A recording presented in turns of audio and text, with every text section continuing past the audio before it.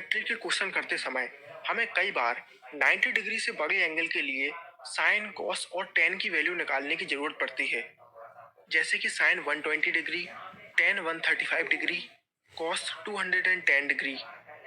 तो आज के इस वीडियो में मैं आपको बताने वाला हूँ कि कैसे आप बड़ी आसानी से 90 डिग्री से बड़े एंगल के लिए ट्रिग्नोमेट्रिक रेशियो की वैल्यू निकालते हैं। सबसे पहले तो आपको समझना होगा इन चार क्वाड्रेंट्स के बारे में: 0 डिग्री, 90 डिग्री, 180 डिग्री, 270 डिग्री और 360 डिग्री। पहले क्वाड्रेंट में 0 से 90 डिग्री के बीच की वैल्यू आती है। दूसरे क्वाड्रेंट में 90 डिग्री से 180 डिग्री के बीच की वैल्यू आती है। ऐसे ही तीसरे क्वाड्रेंट में 180 डिग्री और 270 डिग्री के बीच की वैल्यू आती है और चौथे क्वाड्रेंट में 270 डिग्री से 360 डिग्री के बीच की वैल्यूज आती है। पहले क्वाड्रेंट में यानी कि 0 से 90 डिग्री के एंगल्स के लिए सारे ट्रिग्नोमेट्रिक रेशियो की वैल्यू पॉजिटिव होती है। जैसे कि साइन 30 डिग्री की वैल्यू +1/2 होती है, टेन 45 डिग्री की वैल्यू +1 होती है। यानी पहले क्वाड्रेंट में सारे ट्रिग्नोमेट्रिक रेशियो की वैल्यू पॉजिटिव आएगी। दूसरे क्वाड्रेंट में केवल साइन थीटा और उसका रेसिप्रोकल यानी कि कोसेक थीटा की वैल्यू पॉजिटिव आएगी और बाकी सारे ट्रिग्नोमेट्रिक रेशियो की वैल्यू दूसरे क्वाड्रेंट में नेगेटिव आएगी। इसी तरीके से तीसरे क्वाड्रेंट में केवल टेन थीटा और उसका रेसिप्रोकल यानी कि कॉट थीटा की वैल्यू पॉजिटिव होगी और सारी ट्रिग्नोमेट्रिक रेशियो की वैल्यू नेगेटिव होगी।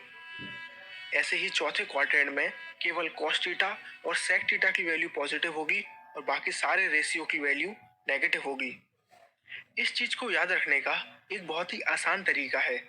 आपको बस एक कोट को याद रखना है: add sugar to coffee, add sugar to coffee. A मतलब यहाँ पर है ऑल, ऑल मतलब सारे ट्रिग्नोमेट्रिक रेशियो, एस मतलब साइन, टी मतलब टेन और सी मतलब कॉस। तो इस तरीके से आप आसानी से याद रख सकते हैं कि किस क्वाड्रेंट में कौन से ट्रिग्नोमेट्रिक रेशियो की वैल्यू पॉजिटिव होती है। इतना समझने के बाद आपको एक छोटी सी चीज को और याद रखना होगा: साइन थीटा हमेशा कॉस थीटा में चेंज होगा और कॉस थीटा हमेशा साइन थीटा में। सेक थीटा हमेशा कोसेक थीटा में चेंज होगा और कोसेक थीटा सेक थीटा में। इसी तरीके से टेन थीटा कॉट थीटा में चेंज होगा और कॉट थीटा टेन थीटा में। और ये चेंजेस सिर्फ तभी होंगे जब हमारा एंगल 90 डिग्री और 270 डिग्री के पास होगा। इस चीज को आप एग्जाम्पल के जरिए ज़्यादा अच्छे से समझ पाएंगे। मान लीजिए कि हमें साइन 120 डिग्री की वैल्यू निकालनी है। तो सबसे पहले हमने ये देखा कि 120 डिग्री 90 डिग्री और 180 डिग्री के बीच में आती है, यानी कि सेकंड क्वाड्रेंट में, राइट।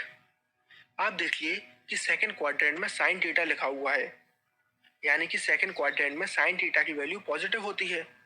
तो एक बात तो यहाँ पर पक्की हो गई कि साइन 120 डिग्री की वैल्यू पॉजिटिव आएगी, तो हम यहाँ पर पॉजिटिव साइन लगा देंगे। अब आगे 120 डिग्री 90 डिग्री से 30 डिग्री ज़्यादा है, राइट। अब मैंने आपसे कहा था कि अगर हमारा एंगल 90 डिग्री या फिर 270 डिग्री के पास होगा तो वो चेंज हो जाएगा, राइट।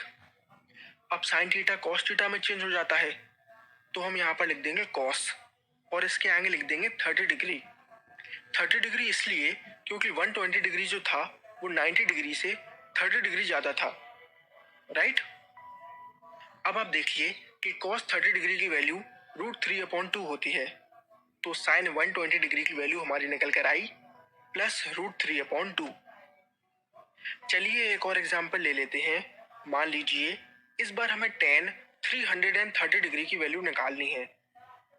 तो सबसे पहले हमें ये चेक करना है कि 330 डिग्री किस क्वाड्रेंट में आती है। तो हमने देखा कि 330 डिग्री 270 और 360 डिग्री के बीच की वैल्यू है, यानी कि फोर्थ क्वाड्रेंट। लेकिन फोर्थ क्वाड्रेंट में तो केवल कॉस थीटा और सेक थीटा पॉजिटिव होता है, बाकी सारे तो नेगेटिव होते हैं।